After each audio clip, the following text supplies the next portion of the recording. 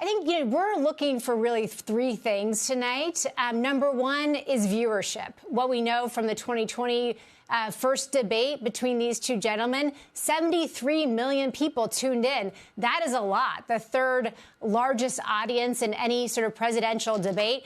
Is it that high? Of course, as we know, this is the earliest debate ever in the cycle. Are people really going to tune in on a Thursday evening on a summer Thursday? The second is, are these two gentlemen talking about their future visions, or are they relitigating the past? Both of them are prone to be somewhat defensive. President Biden about his record on the economy, as you just heard. President Trump relitigating the 2020 election. Swing voters do not want to hear about the past. They want to hear about the future.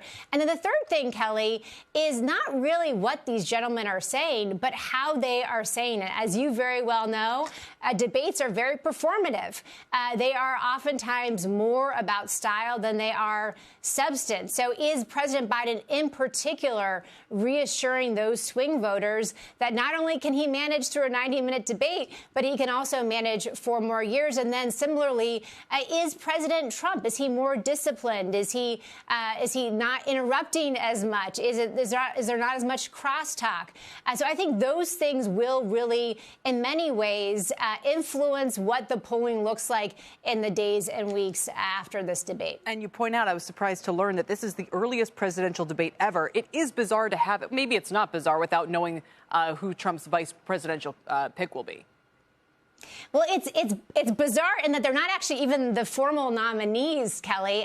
The debates have always been after the conventions, after there is the formal nomination process. But I do think that President Biden's campaign in particular viewed this as a really necessary event in order to try to reset the race, if you will. And what we're telling our clients is that, polling is obviously always there's going to be polling error, but polling becomes more predictive as we get closer to the election.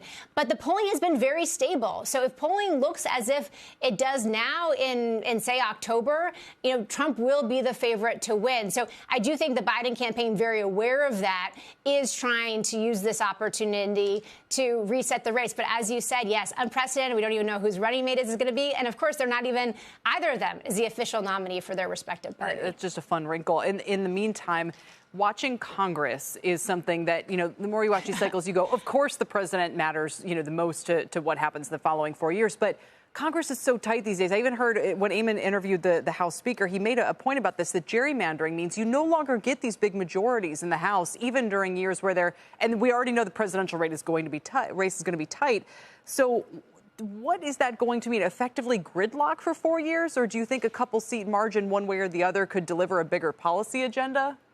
Yeah, Kelly, this is such an important point and something that we're really reinforcing with our clients. The presidential election captures the imagination, but in terms of the things that really markets care about, fiscal policy in particular, tax cuts, more spending, that all goes through Congress. So the composition of Congress matters just as much in terms of respect to those areas as who is in the White House. The Senate right now, very narrowly controlled by Democrats. The House, very narrowly controlled by Republicans. It looks like we could actually have another split Congress, which, to your point, would lead to more gridlock. Actually, probably better for the deficit. Neither of these gentlemen are going to shore up our fiscal position. We kind of joke the biggest loser in November is probably the U.S. fiscal deficit.